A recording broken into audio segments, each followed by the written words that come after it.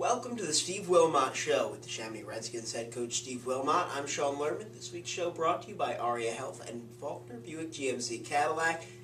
Unbelievable. Somehow we are going into the last week of the regular season. Still feels like the season just started a week or two ago, but we're already at the final game of the regular season. And Chamonix will start with what they did last week before we get into this week's Pennsbury-Chamonix game. Last week, 42-7 win against Council Rock South here at Chamonix High School. Coach, that was certainly good to get a big win against the team. Yeah, I was happy with our guys. Offensively, I think we executed pretty well. I think Will ran terrific.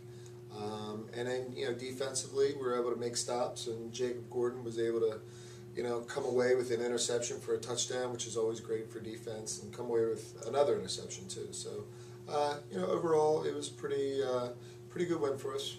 Jacob Gordon now with 6 interceptions on the season, a handful of other guys with interceptions as well. Seems like you guys have been forcing turnovers at a pretty good rate this year. Yeah, I've said this since the first show of the year. I mean, our secondary, is very talented, and the most exciting thing about it is we got 1 or 2 guys behind the starting 3 secondary that are pretty talented also. So, and that are younger guys. So the secondary looks like to be a strength for the next couple of years for us. And I think that you can't really talk about just the secondary without also talking about the defensive front, because those guys up front who get pressure on the quarterback makes it a lot easier for those guys in the secondary who don't have to spend as much time keeping with the wide receivers. So guys like Eddie Parry, Kyle Osterhout up front, they've really done a nice job all year. Yeah, definitely. And then when we need a little pressure, we bring some blitz. We don't make a living out of blitz like some of the teams that we play, but when we need a little pressure, our pressure's been effective, and definitely. Pulling up the quarterback and making them hurry, and that's a big part of the secondary getting their interceptions. On the other side of things, Mason Jones, we know that he's protecting the ball extremely well this year. 2 interceptions on the season, 25 touchdowns. What's been sort of the key for him with having such a good touchdown-to-interception ratio? Good decisions. I think that's what it comes down to. Not forcing anything. There's been a few times this year where he's thrown balls away that it just hasn't been there. And he before the snap, he gets a real good visualization of what's going on out there, and he thinks to himself, okay, where do I have to put the ball? Where do I have to keep the ball away from? He thinks about that before every snap. I was talking to Mason after the game on Friday night, and he was saying that it was good to have Corey Joyce back in the lineup. Certainly had to be good as a coach to know that you had Corey back. Yeah, it was great to have Corey back. It's another set of very reliable hands. Anything, just like Zach, and to a point Mike, but just like Zach, if the ball's anywhere around Corey, it's going to get caught. So that's a really good feeling to know that he's back. Yeah, and I think it gives you guys another dynamic of putting another big receiver on the other side of the field from Zach. You can move Mike Garlick around, you use him in the slot, you bring him from one side to the other in motion a lot, and it's got to be good to have different types of receivers that allow you to do different things with your game plan. Yeah, without a doubt. I mean, the one thing about Mason also is he throws a fastball, and you got to be ready to catch it. And Corey and Zach and Mike and a few other guys, obviously Olay, they're good enough athletes where they can handle that fastball. Now, very fast wide receiver bunch that you have between Manzik and Corey Joyce and Zach Treadway. All those guys are really fast. Who do you think is the quickest with running a fly route, or do you think they're all they seem really close to me? It seems when I watch. I mean, part of running a route also is is technique. You think it's just running by a guy, but in all reality, you have to set him one way and then kind of come back another.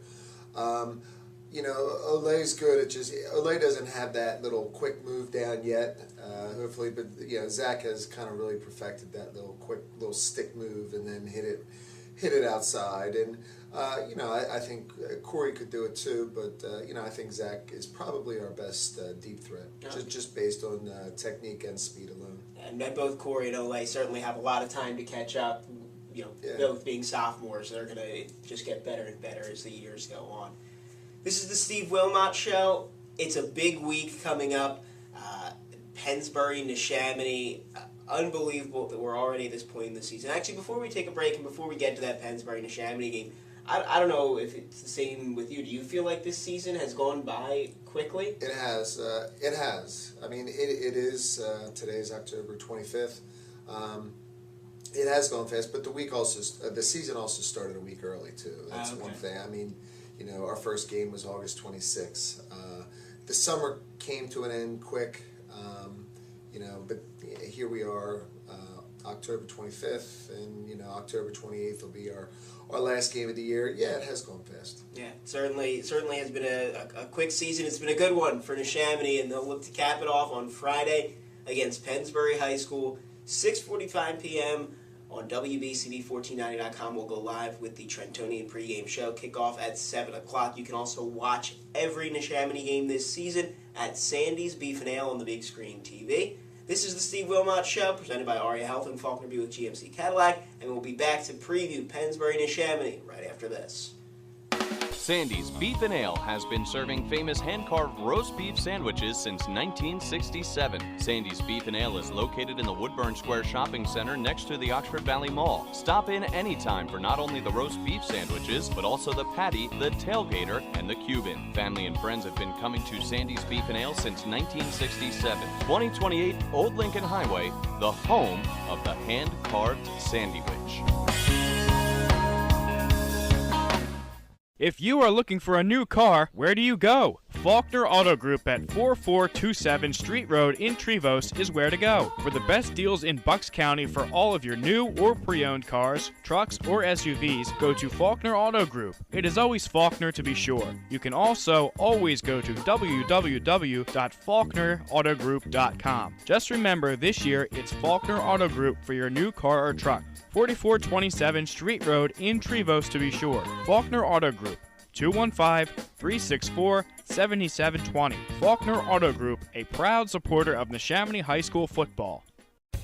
ER Express is the newest online reservation system for patients in Bucks County with non-life-threatening illnesses or conditions to reserve a time online to be treated at ARIA's Fast Care, Urgent Care, or emergency departments. ER Express streamlines evaluations so patients are treated more quickly, and best of all, it holds your reservation while you're in the comfort of your own home. Please remember, patients who experience major injuries and traumas should always go immediately to the emergency department. Reserve your spot online now with ER Express. Visit ariahealth.org/ER-Express. That's ariahealth.org/ER-Express. Welcome back to the Steve Wilmot Show with the Neshaminy Redskins head coach Steve Wilmot. I'm Sean Lerman. This week's show brought to you by Faulkner Buick GMC Cadillac and Aria Health. Neshaminy, as we mentioned, taking on Pennsbury on Friday night, 6:45 p.m. with the Trentonian pregame show on WBCB1490.com. We will be video streaming live. We'll be airing live on 1490 AM, and you can watch the game at Sandy's Beef and Ale on the big screen TV. Coach, before we get into the specifics of this year's game, I want to just talk a little bit about Pennsbury Neshaminy and what the rivalry has been over the years, and some things that you've seen that always seem to make this game the big one. You said to me last year there's a reason they put it at the end of the season. Yeah, I mean, this game is bigger than me. It's bigger than Coach McShane. It's bigger than the players. I mean, it just has a whole bunch of history to it. It means so much to both communities. Kind of the whole, Oxford Valley Mall type, area. Is the center point of Pennsbury and Neshaminy. So the two communities are very intertwined, and it's just been a lot of really good football for a lot of years, really. Yeah, I think that's what it comes down to. I mean, you can have a geographical rival and that's all well and good, but if both schools aren't consistently near the top of those rankings, it makes it tough. And Pennsbury and Neshaminy, both schools have been so successful over the years. And something that's often the case is one team might be a little bit down, one team might be a little bit up, and that doesn't mean it's not going to be a good game. Without a doubt. Yeah, I mean, we're approaching this game just like Pennsbury would be coming in at 9-0 also. We're definitely not taking them lightly at all. They have some very talented players. And yeah, it is a rival game, and in a rival game you can throw out the records. Yeah, absolutely. So let's start diving into this one a little bit. You mentioned Coach McShane, new head coach at Pennsbury, rather, after Galen Snyder was there for a number of years. And Pennsbury had a lot of players move on. This year hasn't necessarily been their best season in a long time. They're still over 500 at 5-4 on the year entering play Friday. But the team does look a little bit different. They've been throwing the ball a little bit under Coach McShane. That's not something they did a ton of in the past. So what are you seeing out of their offense? Out of their offense, they run some spread sets. They run a little bit of H-back type stuff. They're kind of similar as far as their formations that they run to us, except a lot of times they really like having 2 tight ends in the game and 2 wide receivers. At the end of the day, that's probably the formation that we'll see the most of. And they like to run the ball. Their quarterback is a very good runner, and they have a couple good running backs. Yeah, I remember seeing their quarterback, Zach DeMarcus. I was doing PA announcing for Little League Pennsbury football a few years ago, and I saw him when he was maybe 12 or 13, and that kid can play, and now it's interesting to see him in there as their starting quarterback. Like you said, he can move around a little bit. So that's going to force you to maybe keep an eye on him a little bit more back there than you would with some other more stationary quarterbacks. It's going to keep us. It's going to. At the end of the day, our kids are going to have to keep their helmets in their gaps, and it's gap responsibility for us on defense. It has been all year, so it's no secret. It's just we gotta. He's not a legitimate. He's a very good running threat. So we're definitely going to have to keep him hemmed in. Something that Pennsbury has done a bit this season, they have turned the ball over a little bit, some interceptions in that column, so that's got to be something that the defensive backs for Neshaminy really looking for an opportunity here this week. Yeah, we'll just keep our game plan, the same thing we've been doing all year as far as our secondary, and at the end of the day, our defense is going to have to tackle their running backs and their quarterback. I mean, I think that's the key, gang tackling, getting around them, get these guys on the ground. Now, on the other side of the ball, Pennsbury's defense, that's always been one of their sort of one of their calling cards, something they've had success with a ton over the years. Defense has been pretty good this year as well, so what do you expect to see out of that? They're a base 4-4 front. They run their 4-4 a little bit different than ours. They do a lot more. They do some different things with coverage. They'll go back and forth between cover 2, a lot of cover 2, cover 3, a little bit of man when they blitz. They don't make a living out of blitzing, but they'll bring it every now and then. And they do some things with their outside linebackers to try to kind of take away our short passing game, and then they run them in there and to take away the run game. So they ask a lot out of their outside linebackers, and they've had some good outside linebackers in the past. And their outside linebackers this year are pretty good also. Now, you've said to me over the course of the season, when you see man coverage on the outside, that's when you like to take shots deep. That's when Mason likes to go deep for guys like Zach Treadway. So then when you see zone, what is it that the receivers are sort of looking for? First off, they have to determine whether it's cover 2 or cover 3, whether there's 2 safeties or whether they're playing 3 deep. And then they have to kind of adjust their routes accordingly.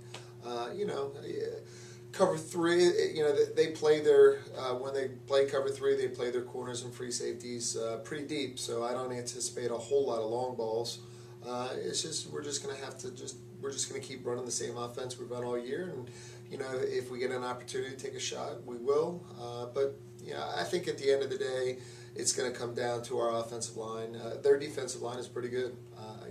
They have some good players on the defensive line. They play hard. So at the end of the day, I think it's going to come down to the guys who I coach, being able to handle the defensive line. Yeah, and it's something that is just kind of resonating with me a bit here. You mentioned you guys are going to stick with your game plan that you have all season.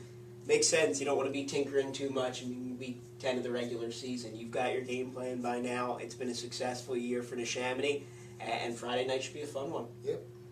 This has been the Steve Wilmot Show, the Chamonix Redskins head coach Steve Wilmot. I'm Sean Lerman. The show brought to you by Aria Health and Faulkner Buick GMC Cadillac every week here on the WBCB YouTube page and WBCB1490.com. This week, Friday, the Chamonix hosting Pennsbury, 7 o'clock kickoff, 6:45 with the Trentonian pregame show.